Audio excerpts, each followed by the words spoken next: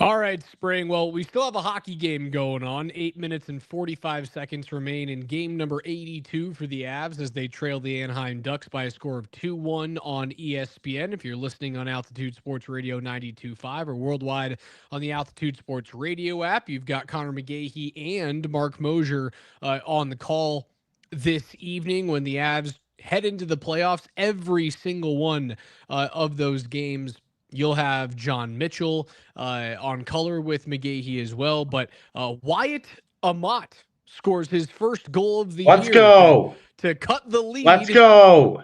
In half. Marty Natchez gets on the board with an assist. Jack Drury gets on the board with an assist as well. But a game in which Arturi Lehkonen, Nathan McKinnon, Jonathan Drouin, Val Nichushkin, Devon Taves, Ryan Lindgren, Ross Colton, Cale Makar, and Josh Manson are all not playing in the hockey game, as well as your starting netminder Mackenzie Blackwood.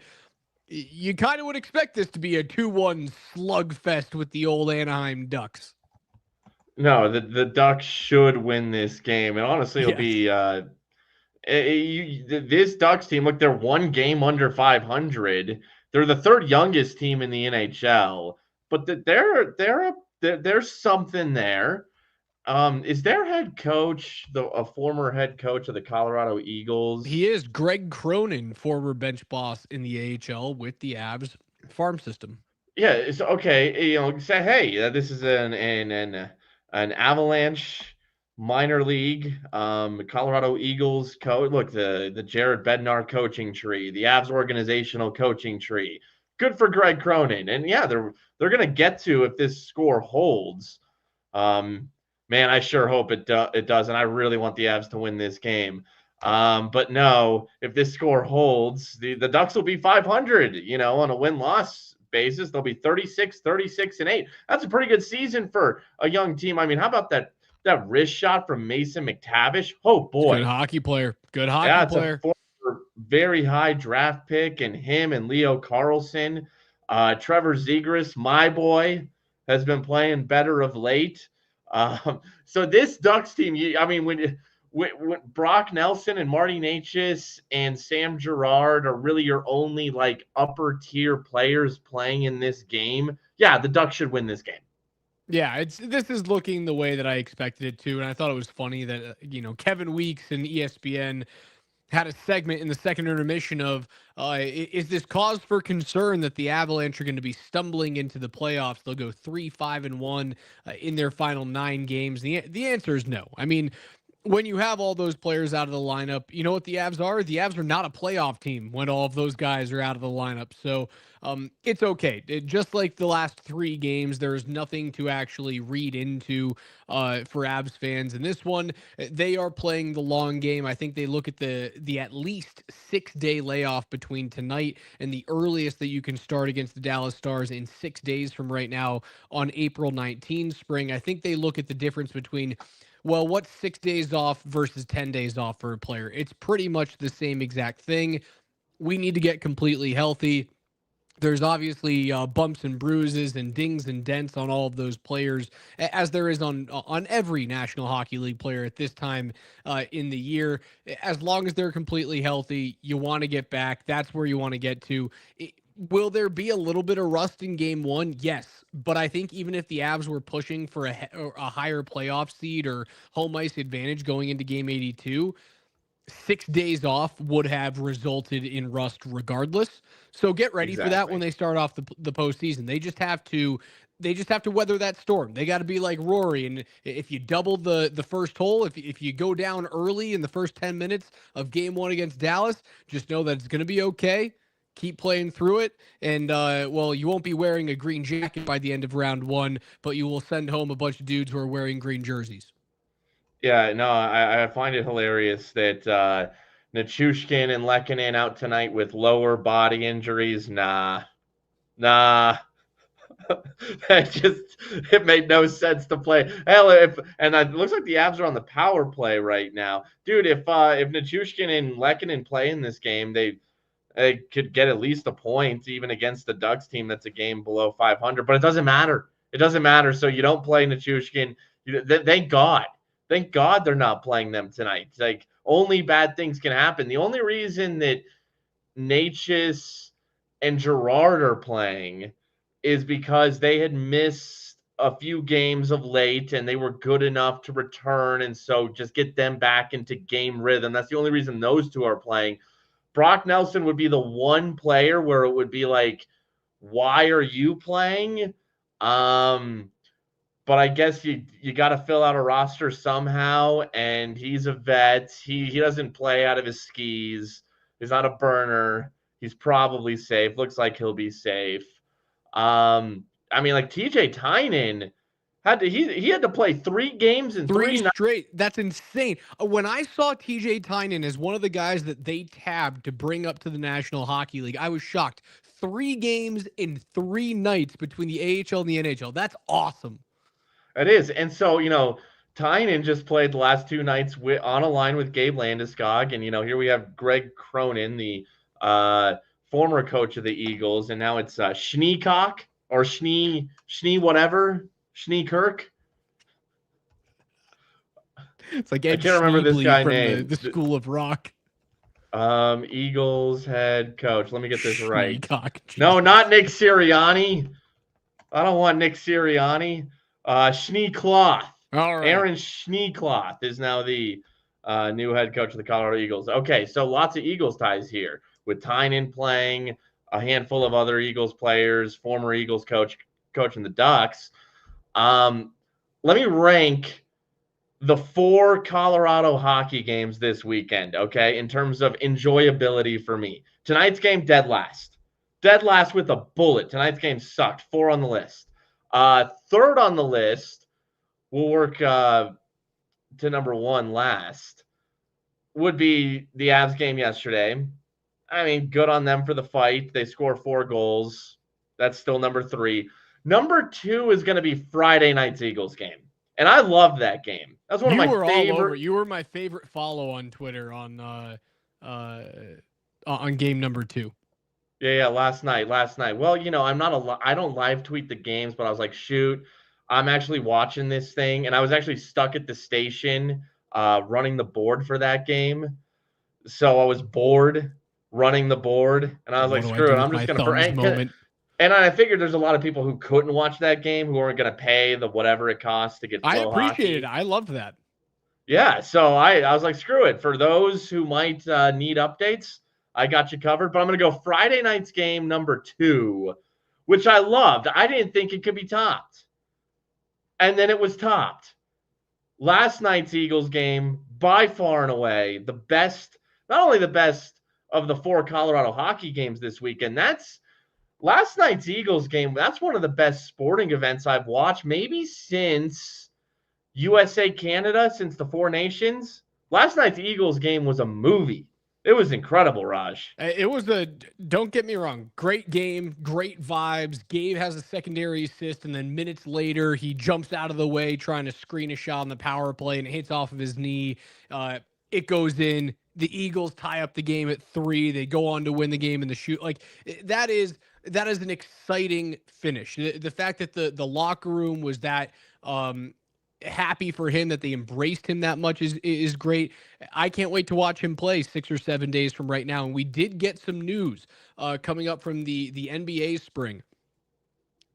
1:30 p.m. Mountain on Saturday, April 19 is the first game of Denver Nuggets LA Clippers. So that may tell us that if the schedule makers across both the NBA and the NHL are having their heads on a swivel, that the Avs might not play until Sunday? Question mark. Let's see. The Stanley Cup playoffs start on Friday or Saturday. Is it the 19th? The earliest the NHL playoffs can start is on the 19th, which is a week from tonight. Okay, and Guru, no, the game's not over. I just don't feel like talking about a worthless fucking hockey game. So if the Avs score and tie it up. The Avs have scored! Raj, the Avs have scored! There we go! Great stuff. Jack Drury. On the power play. Must have been that power play. Spring, if I was being completely honest, I was going to do the rest of the show without knowing what the final of the game was tonight because it matters so little. Yes, the earliest that the National Hockey League playoffs can start, rather the Stanley Cup playoffs can start, is a week from yesterday on April 19. The Nuggets will play their first game on April 19, 1:30 Hmm. p.m. at home against the LA Clippers. So there is a possibility that that means something, that if the teams or the ownership bases have something to say in that, I bet you the Cronkies would be like, "Hey, maybe start the Avs the next day so we can ham and egg this thing."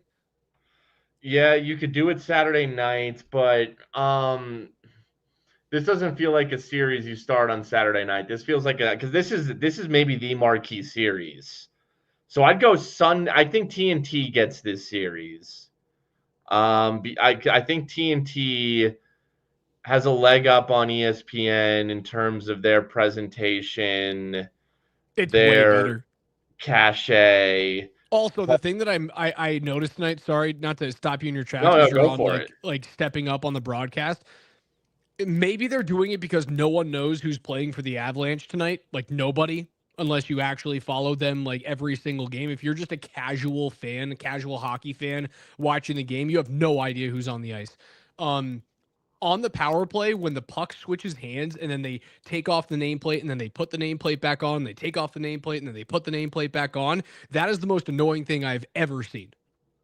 I didn't even notice it. Oh, I'm sorry I've ruined it for you now. The next time you watch an ESPN game, go watch the power play and see the nameplates that pop up above the player's head that currently possesses the puck. It's a Oh, so it's like a nightmare. video game thing?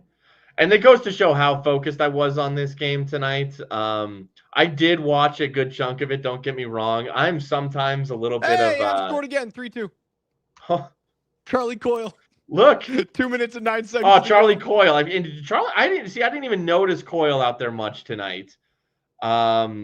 So I guess he and Nelson are the two new guys, or the two like good players who I know Coyle's on the third line, but man, he could be a second line player on a lot of teams. He was on the Boston Bruins before he got traded.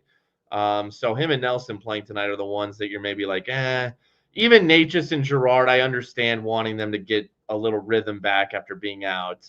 It's probably an Avalanche seniority thing that those two guys, even though they are Sure. longtime vets in this league, and that was like the one questioning part that I had in all of this, is because those guys didn't get they didn't get the opportunity to rest. It does feel as though Bednar is like, hey, I'm giving my dudes, like the guys who have been here the longest, they get the night off. And I bet you the conversation is probably had very quickly with Charlie and Brock being like, hey, we're sitting these guys. You're still new to this team. We appreciate what you've done, but we need some veteran leadership. We need guys to bring us into the fight.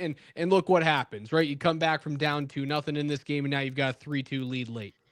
Well, it's actually going to be a great win now for the Avalanche. To carry in, the vibes are going to be good when these guys get on a plane and go back to Denver and they land, and they'll see Gabe Landeskog when they land, and he's coming off great vibes, and now they come home off a win that, like, look, if the Ducks would have won this game, like I said, Anaheim's borderline 500. They should beat these guys tonight. As soon as Nichushkin and Lehkonen are ruled out, they actually should win this game. So, whew, okay. Okay, yeah, that's a good omen.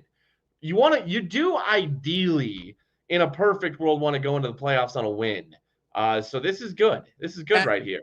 at the very least, if you hold on to this 3-2 victory, like if we're trying to find some meaning out of a meaningless game, if you happen to play LA and the Kings lose the remaining 3 games that they have on the season, you will have home ice advantage against the LA Kings. Like that's the one thing that it might work out for you for. But again, LA still has 3 games remaining and they need to get a point to make Well, and sure then that that's so then negated. you would have home ice over Edmonton as well, and I do think the Matthias Ekholm injury that really hurts That kills them, Edmonton. dude. It kills them. I He's their stalwart big defenseman who like can play a little offensively too.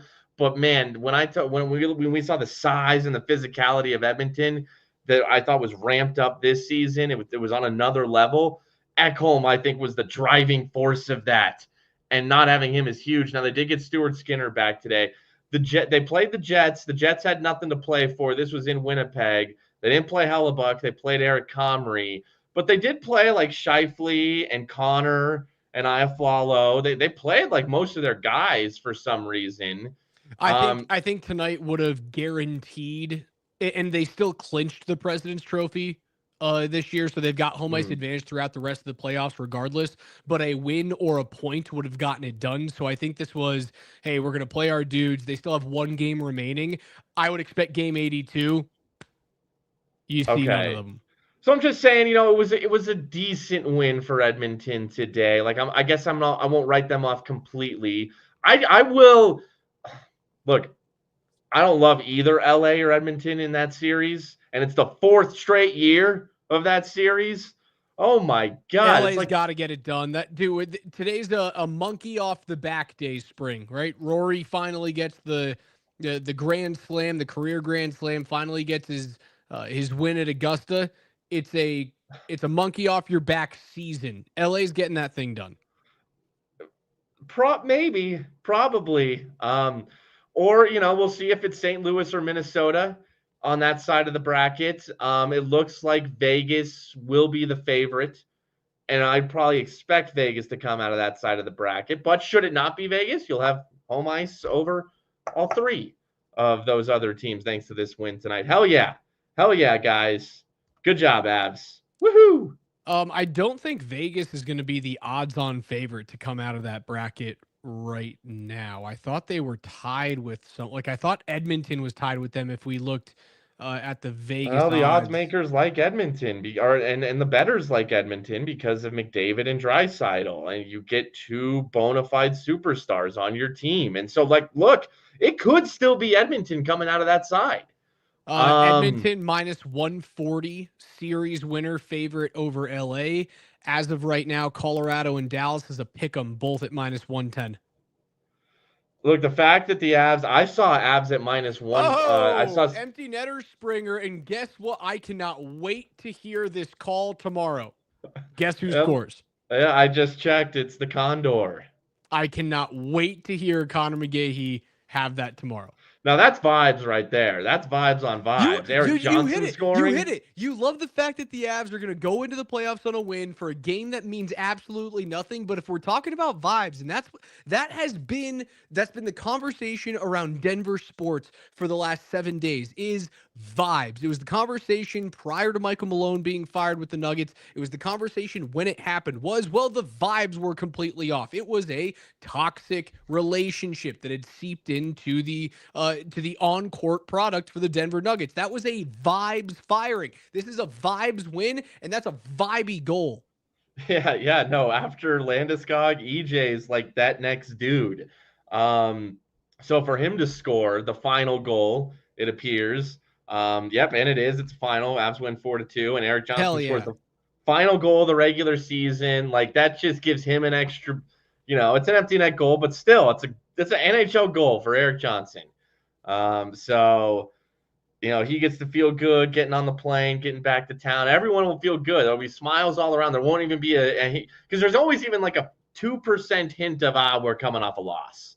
We lost. So you don't have to deal with that. It's 100% good vibes. And yeah, let's talk. I want to talk about the Landeskog performance last night, dude. Not only is he playing in the playoffs, but he's going to play well in the playoffs. I do think there will be a degree of a minutes restriction to start. And there is no doubt that the NHL speed is a lot faster than the AHL speed. But he really was, by the end of that thing last night, it was clear that he was by far the best player on the ice. Start of the game, he was the best player, but it was close. By the end of that thing, it was a man amongst boys. Yeah, you could see the difference. And for me, I don't have the advanced analytics on either one of those games. For me, it was just it was eye test. And I think you hit it square in the head. By the end of game number 2, it was, oh, that's a National Hockey League player. And not only was it, oh, that's an NHLer, you can very much Very much. See, in terms of for me, it's positioning. I think that the greatest difference between the American League and the National Hockey League is that everybody comparatively in the NHL is in position at all times, whether it's defensive, offensive, on quick puck possession changes, they're always in the right spot. It's so funny. I'm gonna bring you into men's league. We have a lot of former NHLers that'll play in our men's league skates with us. They're always in the right spot. Like you always think, oh, I've got this out here. No, there's a dude right there. Like, oh, I'm fine. I can ship a puck out here. I can send a cross-site sauce. No, you can't because there's an NHL right in the way just to bat the puck down. I know I'm talking about men's league as compared to the NHL, but that was the first time I saw it. And then when I actually watched one American hockey league games, and then when I started heavily watching the KHL like 4 or 5 years ago, when you and I were doing a lot of bet the pipes action, comparatively, I man, hate that there is that war no went league down. I like it. missed the Those K. guys are on it. Oh no, it's a different level. But you talk about positioning with Gabe, and I mean, look at how he moved and where he moved to, and the decisions he made in and around net on his power play goal. Um, he starts net front, but he then goes behind net and retrieves a pass, and he sends it along the boards, and then there's a puck that is whipped right back to him along the boards from whence it came, but he lets that one go, and then he immediately goes far side to push in front of net, and everything is it's he's not moving overly fast, but he knows exactly what he's doing. He knows exactly where he needs to be, the exact position he needs to be in. He actually talked about it after the game. He said that, the goals and the points come when you just do the little things right. And Gabe Landeskog is a master of the little things. So he was just so positionally sound on his power play goal. That's why he got it. He earned that thing just by having proper subtle little movements, front of net and behind net. And then after he scores that goal, I mean, he's pumped, he's juiced. Now he's moving faster than I've seen him move in the past.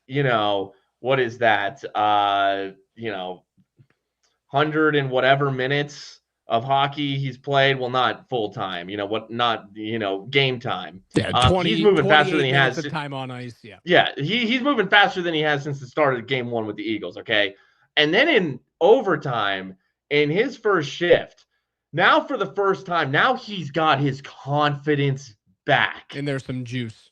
and for the first time, he's pointing, he's signaling, he's directing traffic, and it looked like the captain. That goal got his confidence back, but there were signs even leading up to that goal. The sequence on the secondary assist, his zone entry is clean. The quick dump off, because he knows he's got bodies attacking him on his zone entry. It's an NHL level zone entry.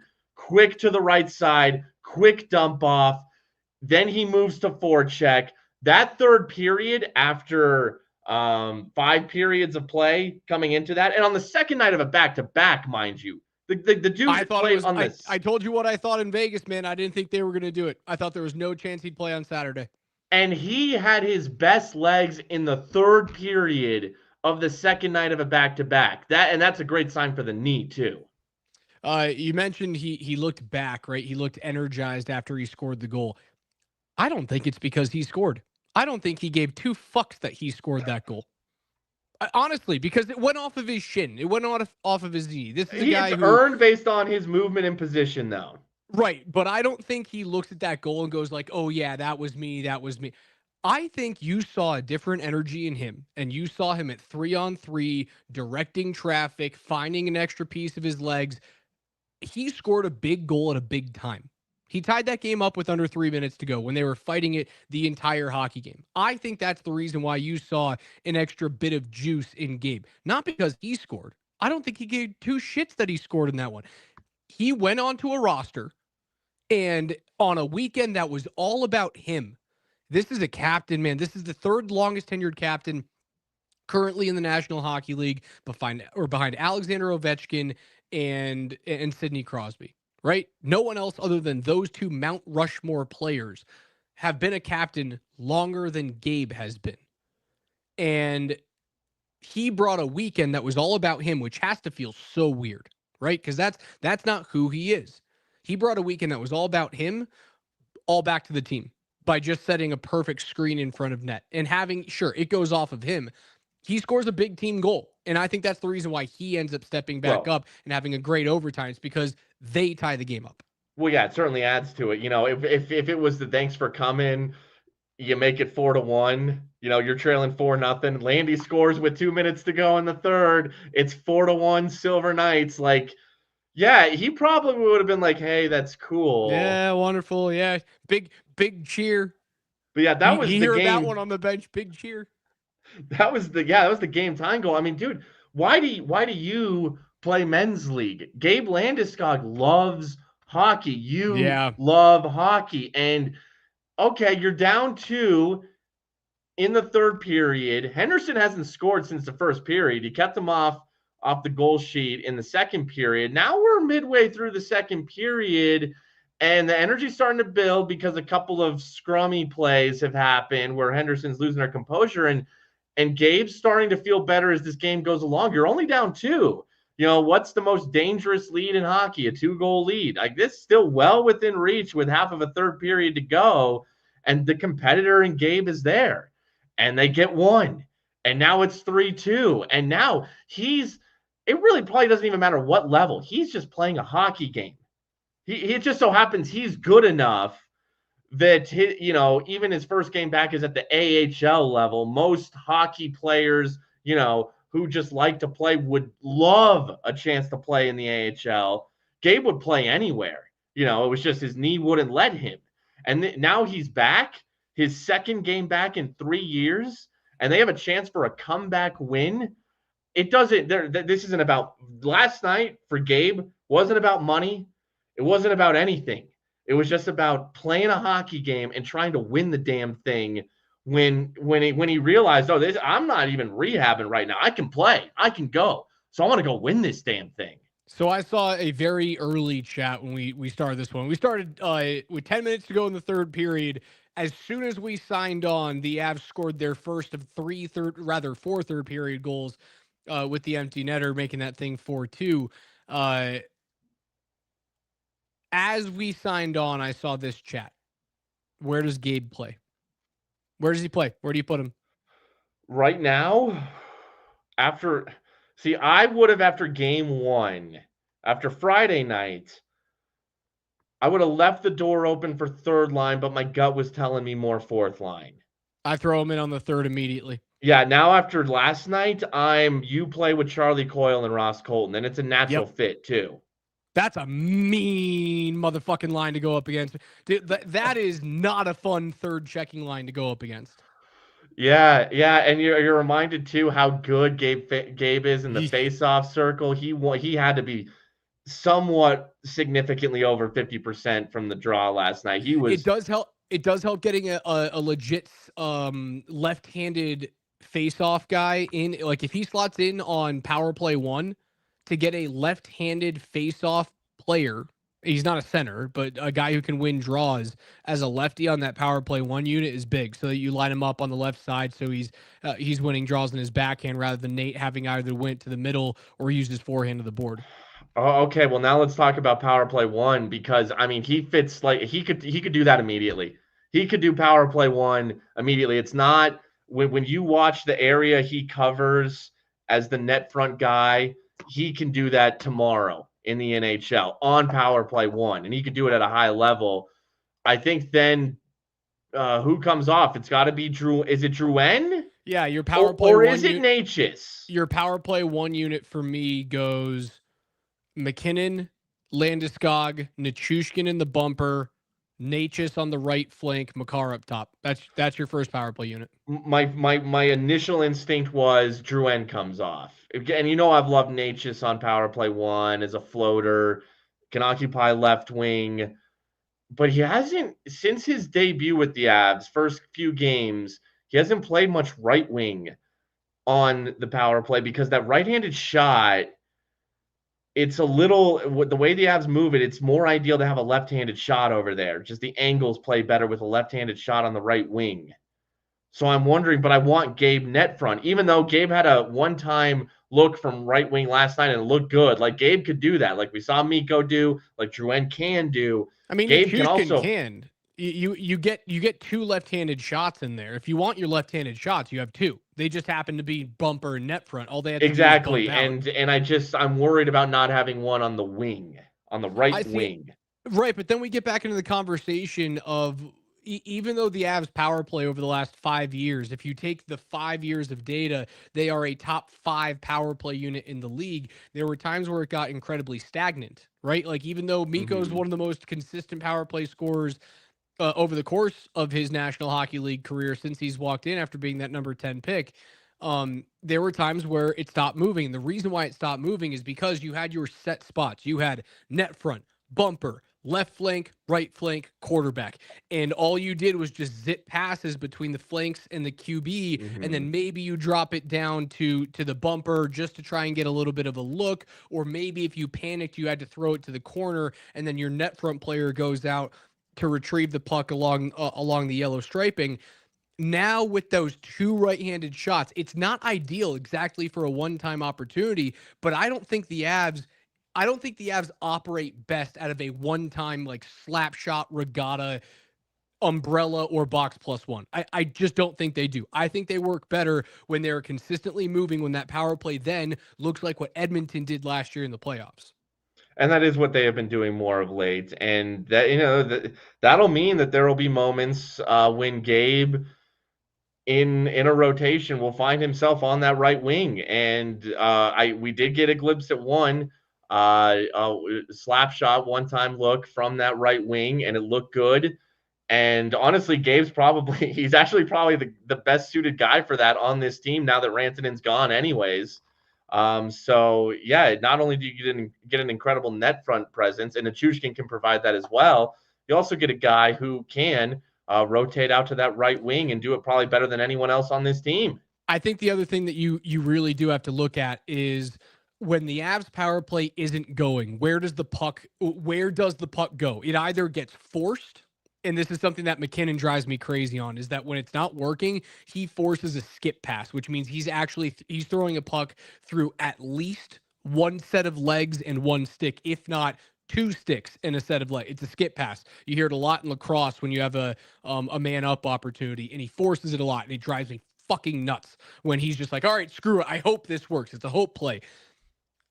The other place that the puck goes when the Avs power play isn't clicking is it stays along the dasher. It just stays along the board, and they rim that thing around left, right, and center, and they can never get it off the board. They can never get and the reason why you end up rimming pucks in the power play is to relieve pressure. You just switch sides because, well, that's the side of the ice that no one's on. And unfortunately, when they do that, for some reason, they don't pick pucks off boards cleanly.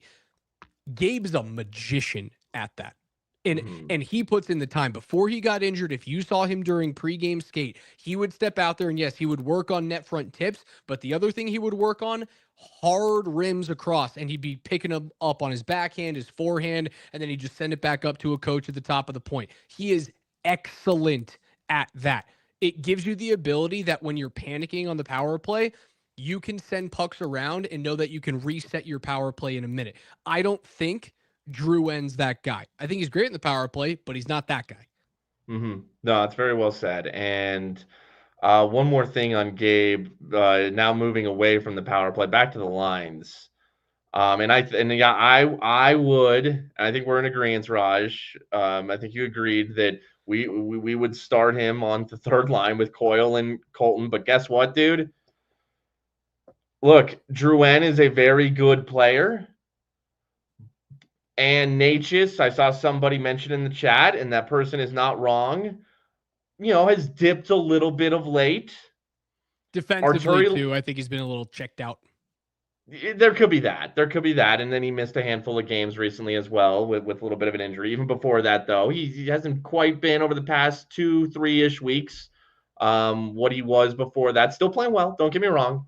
Because I'm just, look, this is, if Gabe Landeskog's at his best, this is what I'm getting at. And throw Arturi Lehkonen in there too, who hasn't been overly productive, though is a little snake bitten, has had some chances. Look, if Gabe's right, he's better than all three of those players. And as this thing progresses, it's not impossible Gabe is playing on the second line. And it's not impossible that Gabe is playing on the top line at some point in this playoff run. I think it's a round 2 question. And I don't think it's something that is, I don't think that's fantasy talk. Like, I don't think that's out of the question. The reason why I go third line is because I don't want to get ahead of myself. There's been that's why I'm just forecasting. I'm just trying to be on the cutting edge and the forefront of future possibilities. I appreciate the hell out of that. And my brain has gone like, you want to talk about forecasting? My brain has gone this way when I watched Gabe play his 2 games. Where my head went, and I can't believe I went this fast, because we've had this conversation about Gabriel Landeskog in so many different ways, where I went, okay, well, maybe he comes back in one game and then he doesn't play again till game 5 because his knee blows up, or he comes back for the entirety of the cup run and he really gives it out there, but at the end of the cup run he goes, that's all I got in me. I told you I had Mark Mathot on my show a couple of years ago, who had a not the same type of surgery, but a similar type of surgery. Mathot came back for like 7 games and went, I can't do this anymore. I just can't do it again. So I had the conversation of, maybe this is just the playoff run and he decides to go, I'm going to LTIR for the rest of my career, boys. Thanks for one more shot. Where my brain went after game 2 with the Eagles spring, I went, well, he looks good. And he looks really good on the second leg of a back-to-back and in overtime of the second leg of a back-to-back. My brain went, well, yeah, his knee has been through hell and back over the last 3 years, but his body hasn't taken National Hockey League games. He hasn't taken National Hockey League physical toll in practices and games and playoff runs in 3 years. So is his body a 33, 32-year-old player? It might not be. His body might be in his late 20s. His knee is certainly taken on a beating, but that's where my brain went. I went, well, I know that this isn't the best situation, but you could look at it and go, if he's back and healthy, he ain't 33. No, that's a fair point. You see that sometimes in sports where, for whatever reason, guys like a little different, but like Daniel Bard with the Rockies, took that time off because he had the yips, but then he was able to pitch in his very late 30s because, he took like 5 years off and there wasn't that wear and tear on his body in his mid 30s. And there's examples like that. But now you're making me think on the flip side of that, once he starts taking those NHL hits, and this is, again, like, I'm saying there's a possibility based on how he looked last night. Yeah. And it looked legit as hell that he could be second top line guy by the end of this thing, or at the very least, even if he's getting, let's say, an average of 15 minutes a night in a crucial situation, because Gabe is proving to be so reliable and steady, that you throw him out there with McKinnon for a shift or two, even if he's not playing with McKinnon all game. But yeah, this is still wait and see. Who knows? I mean, this whole story started with the who knows situations, of the flukiest of flukes, the skate to the knee. So who knows what tomorrow brings? One hit could derail all of this. One awkward movement could make it all have been fool's gold. No matter what, it's awesome he got those games, and it's now all but certain he's playing game 1 against Dallas, so he will get his moment back in the NHL. We'll continue to take it day by day, but if you look at the evidence for the best case scenarios, it absolutely exists, and it's not out of the realm of possibility. The craziest thing that I saw tonight about the Avs, Gabriel Landeskog will become the 50th hockey player that the Avalanche have used this season.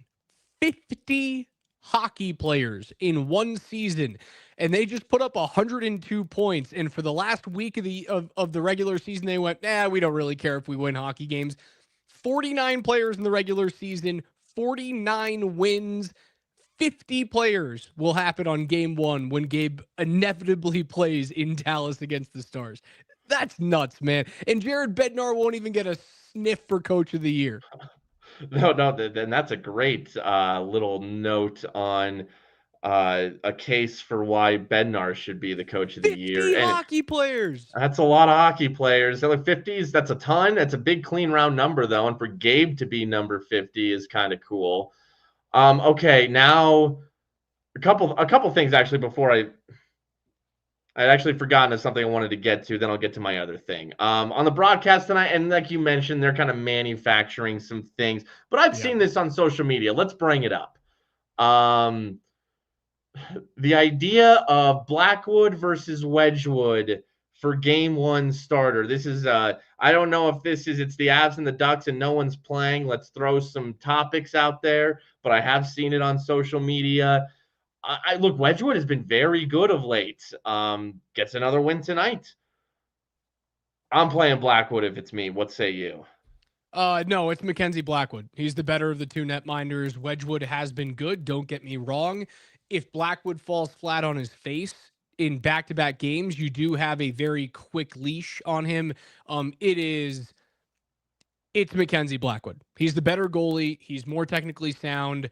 He was excellent with them to start the year. I think the reason why you see his numbers start to tick down is because the Avs it hasn't just been the last 3 games. I've been trying to tell everyone for the last like month and a half that they're playing Dallas. No matter what happens, you're going to Dallas. It's just what is happening. And as a result, the human nature of sports ends up coming in. The team in front of him starts to play poorly. It's Mackenzie Blackwood, dude. It's his time to shine. It's his time to step into a big time role. That is your starter. 100%. Completely agree. I'll echo everything you said. I mean, for me, sorry, go ahead.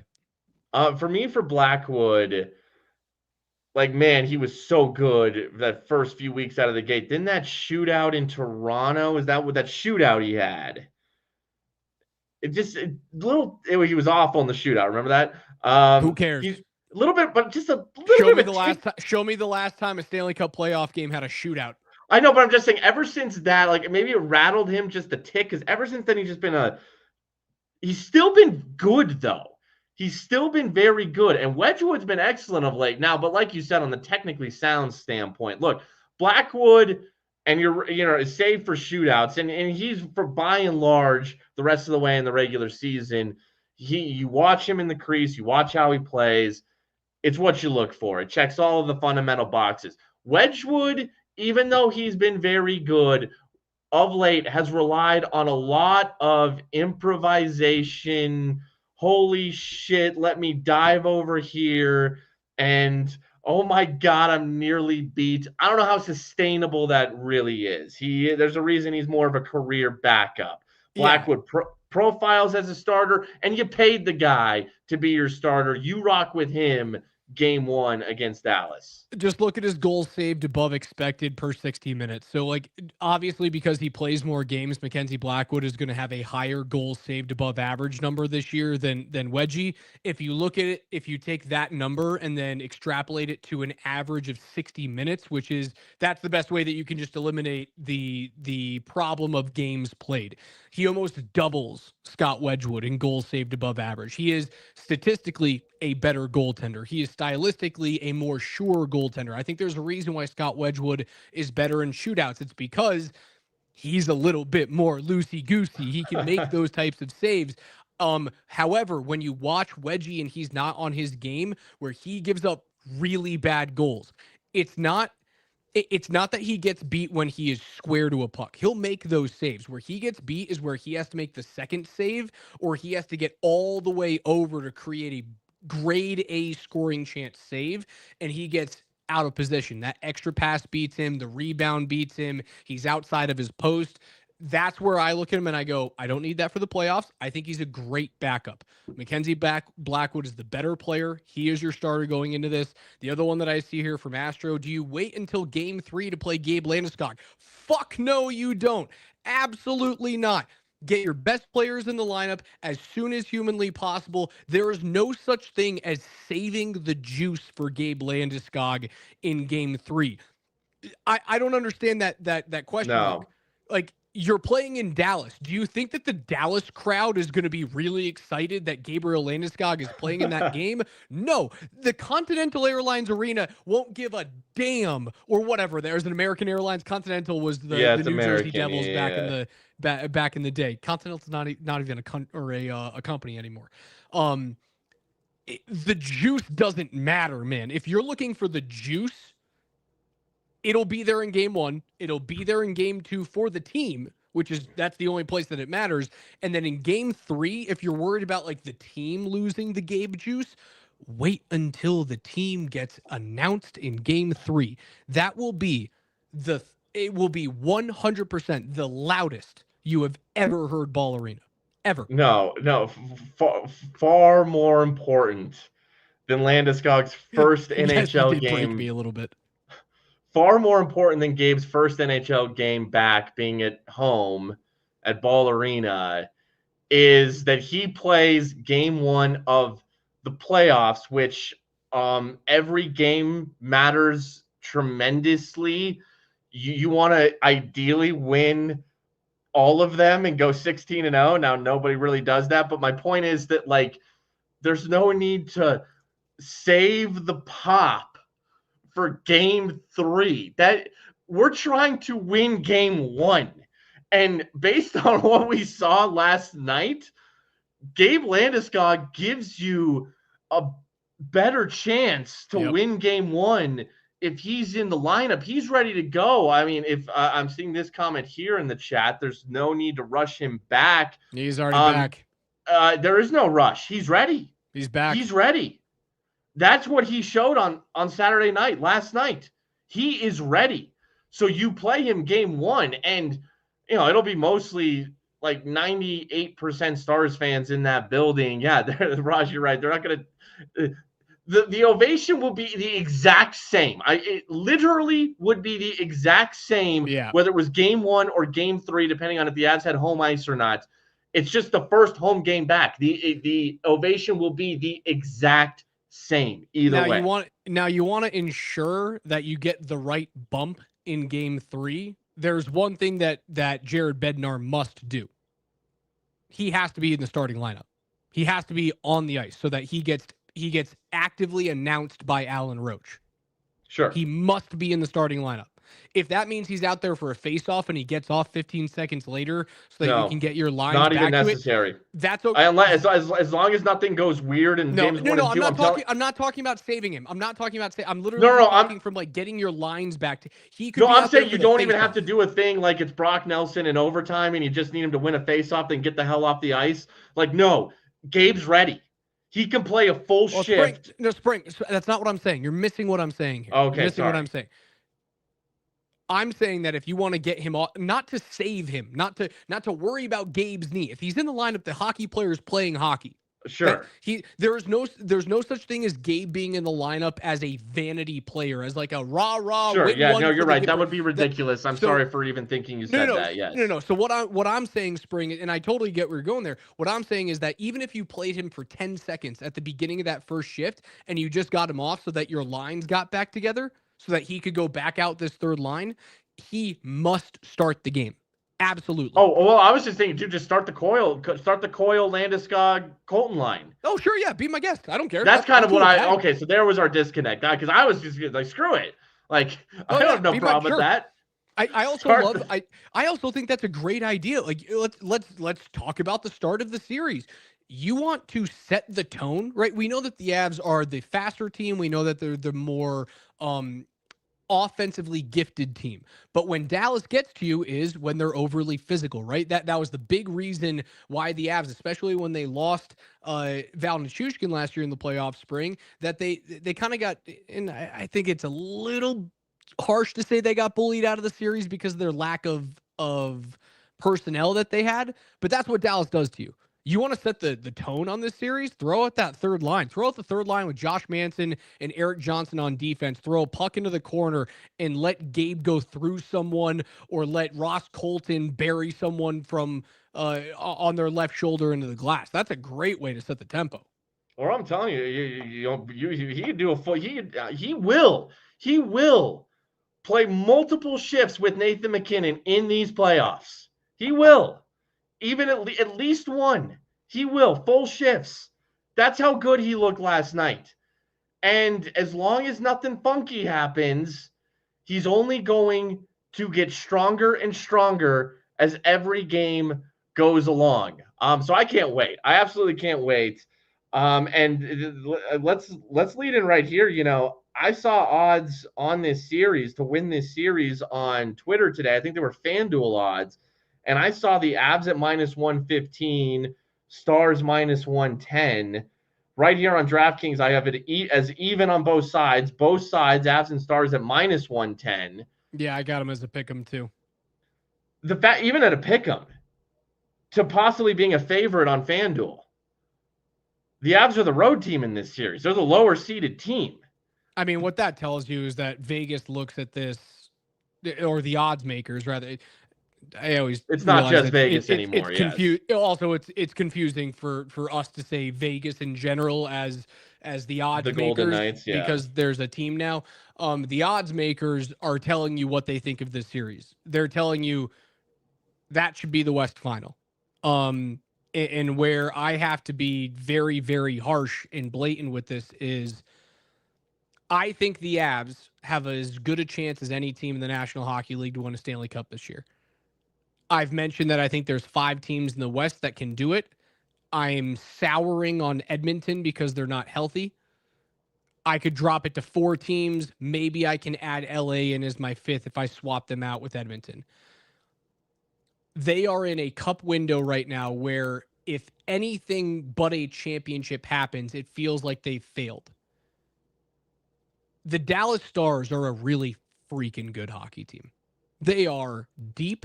They are mean. They have good goaltending. They have good speed. They are coached incredibly well for playoff success. There's a world where they could lose to Dallas in round 1, and I look at the season and I go, what were you going to do? That's the killer thing about how the National Hockey League is set up. I still think they're the better team. I still think they will get through it. But there is a world where I walk out and the Avs aren't playing hockey by the time that the calendar turns to May, and I go, it was still a good year. I'm not saying it's going to happen. That's how fucked the West is this year. It is so unbelievably good. It is so unbelievably deep that ESPN put out, we're talking about odds. ESPN put out the graphic in the 3rd period of the odds to win the cup this year. And the odds on favorite, number 1 was Dallas. Number 3 was Colorado. And the President's Trophy winning Winnipeg Jets, who were the number 1 seed in the Central, weren't even on the screen. That's how good it is. No, it's a very good Western Conference. What's weird is like, okay, so the series line is a pick 'em. Literally even odds on both sides, -110 on both sides. It's going to be a bloodbath. Yet the odds to win the West, Dallas +350, Oilers and Avs each at +450. So if Avs Stars is a pick 'em, then why wouldn't the Avs and Stars have the exact same odds to win the West? I don't understand that. That's one of those, like, I wish I could talk to an odds maker and be like, why?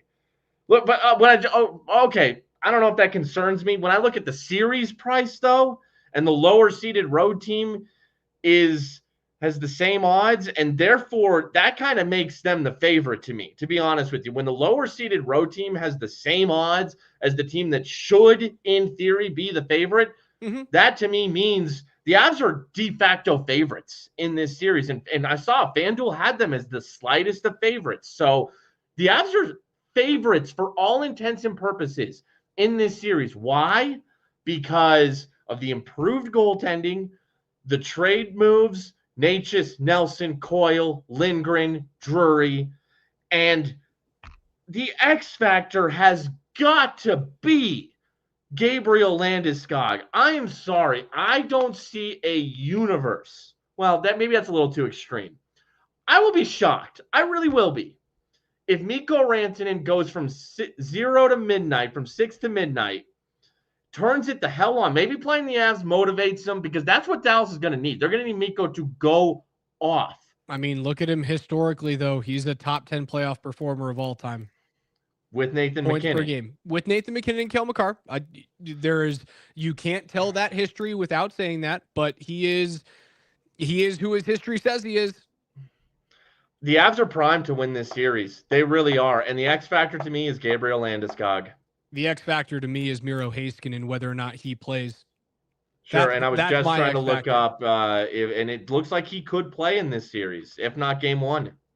DeBoer did say that and this was 2 weeks ago, that they weren't expecting him back until game 4-ish at the earliest. There's a very good chance he doesn't play in the series. There's also an opportunity that, hey, his knee's back and is better, and it wouldn't be nearly the type of emotional bump that they would get as compared to the Avs having Gabe Landeskog back in. But Miro Heiskanen's a legit top 5 defender in the world. Him being in the lineup makes this a much harder game. Does it move the line in the odds makers' eyes to a favor for Dallas? I don't think so. He's really, really good. And them without look at how miserable they were on defense last year, even with him in the lineup. No doubt about it. They played 5 defensemen. They played 5 D-man. They wouldn't play a 6th. And, here I got an article written 4 days ago on blackoutdallas.com. And the headline says that the Stars could have Heiskanen suit up for game 1 of the playoffs, but you kind of skim and read through this thing, and it doesn't sound likely, actually. They're saying maybe games 2 to 4-ish, middle of the series-ish. But even the fact that he won't be out there likely game 1 tells you it's a legit injury, because as I said, earlier, it's he could be rushed back is my point. Sure, he could be, but because if he was truly ready to go, he'd play game 1. The guy had knee surgery. They said it was a 4-month recovery process, and he just started month 3. You never know. Tyler Seguin is coming off of hip surgery that took place at around the turn. Either.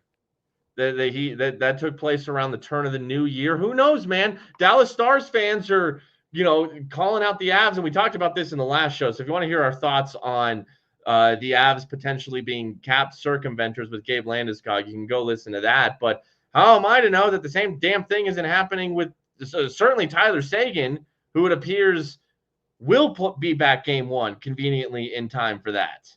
Well, hold on. So then where does Dallas sit in terms of salary right now? That's my question. So if they're at 91 they don't have any cap space. Yeah, they're operating in LTIR. So if Stars fans are getting upset with Avs fans about Gabe Landeskog, Dallas is doing the same thing. They're using LTIR. It's the same thing. What are we doing here? Yep.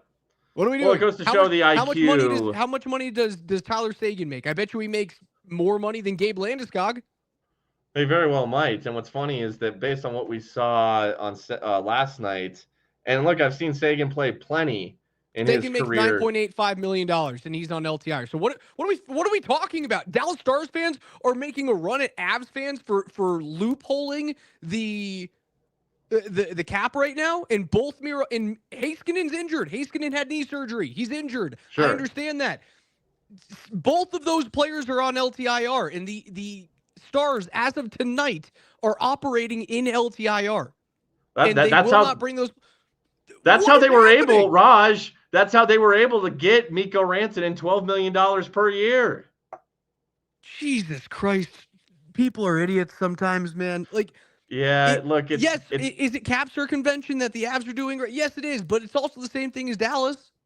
What are we doing Dallas here? Is doing the exact same thing. There's a reason why Florida was able to fit in Seth Jones's contract. It's not just because they got some help in terms of salary retention. It's because Matthew Tkachuk hasn't played. Sure. Everyone's doing it. All across the league. It happens all across the league. You can cry about it when your team isn't doing it. You can cry about it when your team is cap compliant and they're not bringing someone back on LTIR. So if Dallas was in that situation and they were like, hey, we're doing it by the book and no one's coming back in the playoffs for us, but the Avs are getting it, I would kind of understand it because, well, Avs fans did it with Nikita Kucherov and with Mark Stone for years. I would kind of understand it. But when your team is actively doing it at the same time, fuck off. And I'm I'll cursing a speak lot tonight. just for me here, which should come as no surprise, seeing as how I'm one of the two dudes on this show. I'll speak for me. I never cared, honestly. Like, I found it funny and humorous that like Vegas would circumvent the cap, or at least they would. The optics would be there. And Kucherov in Tampa. Look, the Avs beat the Lightning in the Stanley Cup Finals. I never cared. Like, I never honestly cared. I thought the Avs could beat both those teams. I know Vegas got Colorado a few years ago in the second round of the playoffs. I didn't look at cap circumventing as why Vegas won that series. I just thought Colorado didn't play well.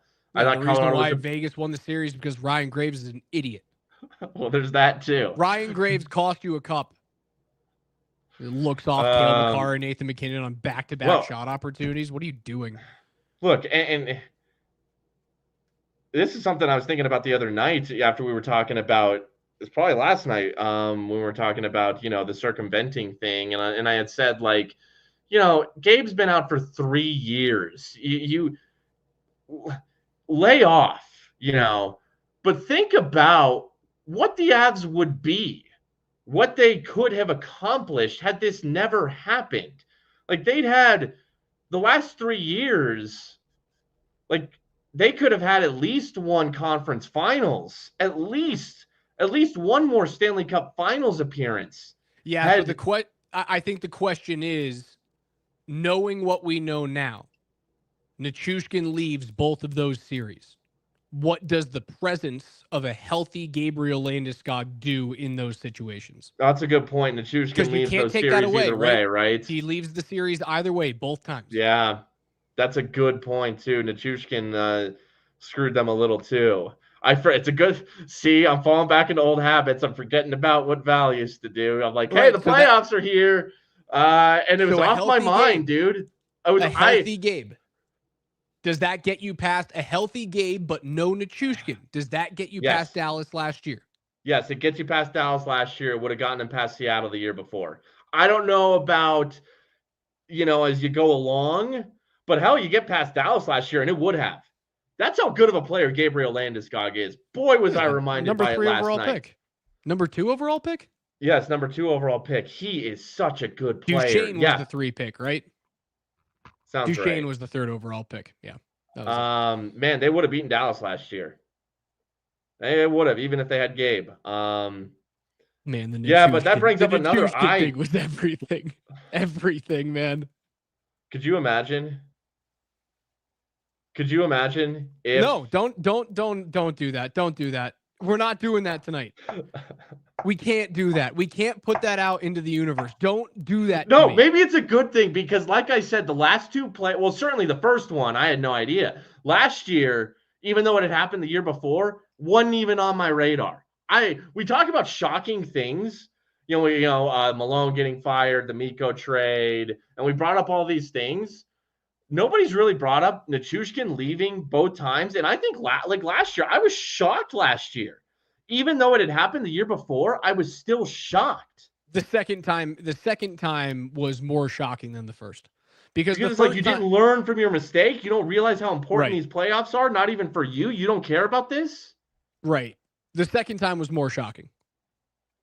And so I get that. Look, hey, Raj, I get what you said. And, we got no spring, no jinxing. I'm telling you, last year, it didn't even enter my mind.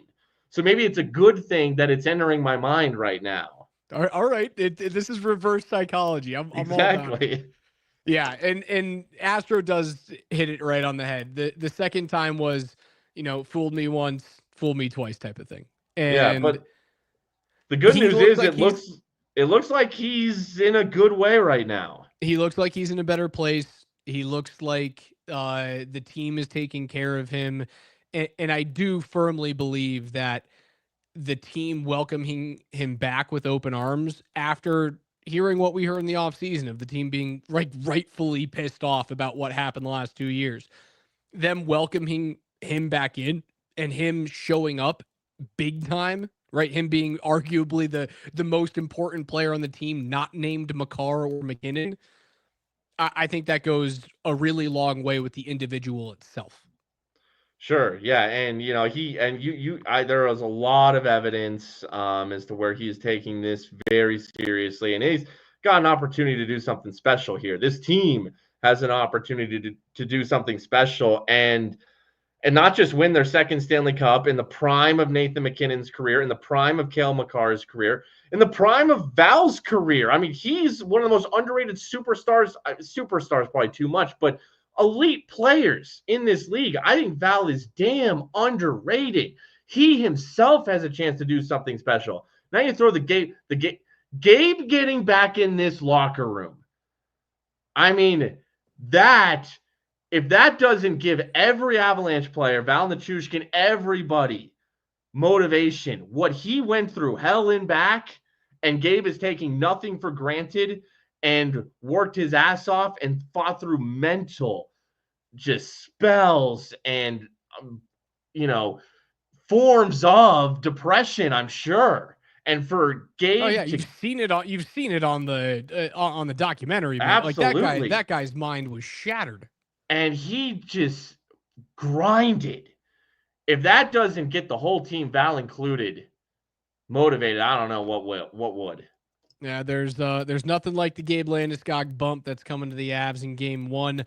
All right, so that'll do it for us tonight. Before the playoffs start, Spring and I are going to do like a little pre-round 1 podcast, kind of something along the lines of this. But I do want to wait until the rest of the playoff matchups are completely set, because I want to go over the rest of the league and the rest of the West and actually start to parse out what we think is going to happen throughout the rest of the National Hockey League. So we will do that at some point over the course of the week and prior to the Avs playing Game 1 against the Dallas Stars. We know that is for sure locked in right now. Montreal needs to win a game to ensure that they're the final seed in the Eastern Conference. Calgary stays alive with a 5-2 win against San Jose's Spring. So not only are Minnesota and St. Louis still they're still battling it out for who gets the right to go play Winnipeg or Vegas. They're still not completely into the dance right now. So we'll do that at some point coming up. And then there are things happening. There's nothing set in stone right now. Expect there to be an announcement on Altitude Sports Radio about some sort of Avs viewing party or watch party for at least Game 1, likely both Games 1 and Game 2. And if that's the case, I would assume that Spring and I are there for a live Between the Pipes. Yeah, no, I mean that has been on my mind, and we haven't been told anything yet. Although I did hear somebody mention to me that one of our sales guys was like, "Oh yeah, we got a bunch of remotes lined up and like all these different places." So be yeah, on the look for that. my guess had been, and no one has formally told me, that we will be back on 92.5, and I assume that, I don't know if they'll simulcast it on the internet as well. I think we have the ability to do that. Well, we could be back on Twitch because we used to be on Twitch when we were on 92.5. I don't. Yeah, we'll find a way. We'll find a way to make sure that wherever you guys watch this show, if we happen to be on 92.5, we will make sure that you guys can watch it on a digital forum. Yeah. So man, I am stoked. Well, like Raj said, we'll do a playoff preview show on our social digital internet channels this week. We'll do one of those, and then cannot wait for this Av Stars series and every post game show after each game. It's the marquee series of the first round. Like this is gonna be the series I think that the whole league talks about more than any other series, that just kind of creeps and drags people in. Even if they don't want to enjoy this series, they're going to be forced to, because it's going to be that awesome. So I can't wait for this series. This is the official home of your Colorado Avalanche, the official post-game show of your Colorado Avalanche, and the longest-running post-game show in the state of Colorado for your Colorado Avalanche. You guys know where to go. We love all of you. What a great regular season. Yet again, the Avs used 49 players. They win 49 games, 102 points, and player 50 will be the captain, Gabriel Landeskog, when they play in Game 1, either on the 19th or the 20th against the Dallas Stars for Spring. I'm Raj. We cannot wait to see you guys for another playoff run and hopefully another Stanley Cup championship.